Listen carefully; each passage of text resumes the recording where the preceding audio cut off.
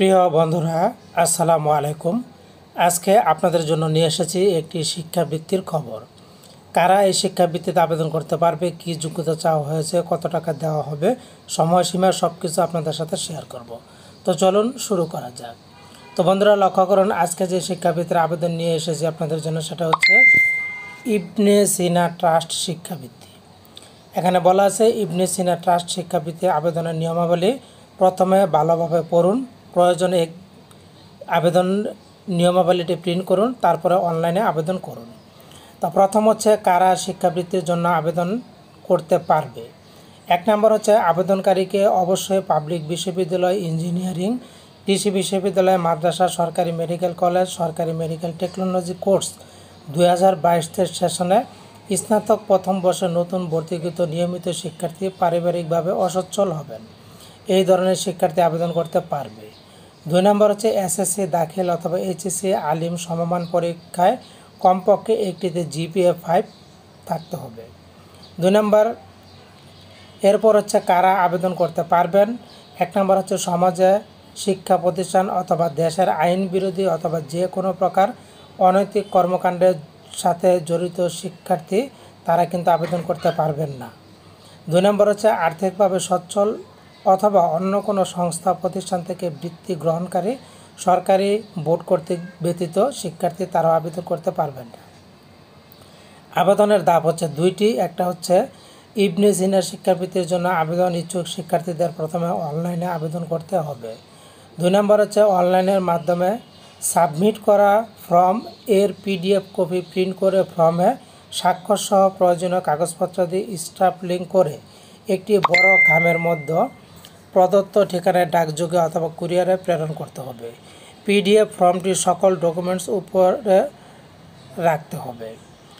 এরপর বলা আছে অনলাইনে ফর্ম যারা পূরণ করবেন তার নিয়ম হচ্ছে 1 নম্বর, অনলাইন ফর্ম পূরণ করার ক্ষেত্রে জটিলতা এড়াতে মোবাইলের পরিবর্তে কম্পিউটার দিয়ে কাজটা করতে হবে।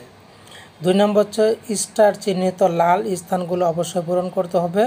3 নম্বর, ছবি আপলোডের জন্য ছবির রেজুলেশন 30 কিলোবাইট এর কম হতে হবে। ঝাপসা ছবি, সেলফি, ক্যাজুয়াল ছবি গ্রহণ করা হবে না। 4 নম্বর হচ্ছে ফর্ম সাবমিট করার আগে ভালোভাবে সকল তথ্য যাচাই করে সাবমিট করতে হবে। সাবমিট করার পর এডিট করার কোনো সুযোগ নেই। 5 নম্বর হচ্ছে একজন আবেদনকারী কেবলমাত্র একটি আবেদন করতে পারবেন। অসম্পূর্ণ বা মিথ্যা তথ্য সম্বলিত আবেদন গ্রহণযোগ্য নয়। 6 নম্বর হচ্ছে আবেদনকারীর সকল তথ্য গোপন রাখা হবে। 7 নম্বর, বৃত্তি সংক্রান্ত যে কোনো বিষয়ে ইবনে সিনা ট্রাস্ট কর্তৃপক্ষের সিদ্ধান্ত চূড়ান্ত বলে গণ্য হবে। আবেদনপত্রের সাথে যে সকল কাগজপত্র সংযুক্ত করতে হবে।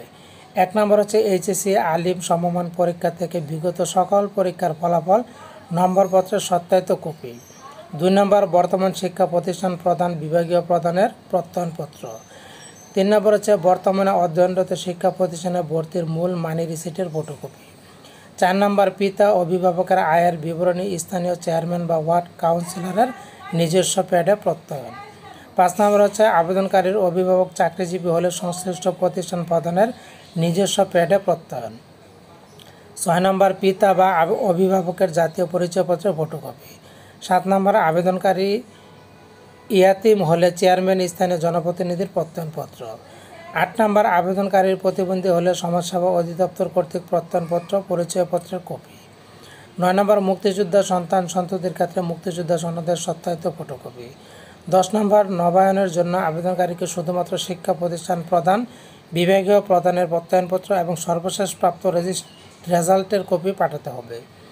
11 নম্বর, নতুন আবেদনকারীকে খামের ওপর ইবনে সিনা ট্রাস্ট শিক্ষাবৃত্তি এবং নবায়নের ক্ষেত্রে শিক্ষাবৃত্তি নবায়ন লেখা বাঞ্ছনীয়।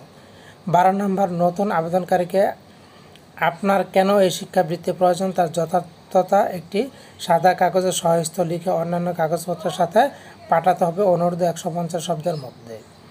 এরপর হচ্ছে অনলাইনে আবেদনের শেষ তারিখ হচ্ছে 25/5/2024 বিকাল 5টা পর্যন্ত। ডাকযোগে বা কুরিয়ারে কাগজপত্র পাঠানোর শেষ তারিখ হচ্ছে 31/5/2024 বিকাল 5টা পর্যন্ত।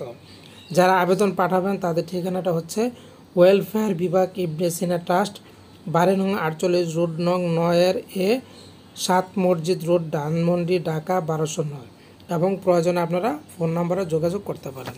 তো বন্ধুরা, আশা করছি এই শিক্ষাবৃত্তির ডিটেলস আপনারা বুঝতে পেরেছেন। তো দ্রুতই আবেদন করে ফেলুন। ভালো থাকুন, ধন্যবাদ।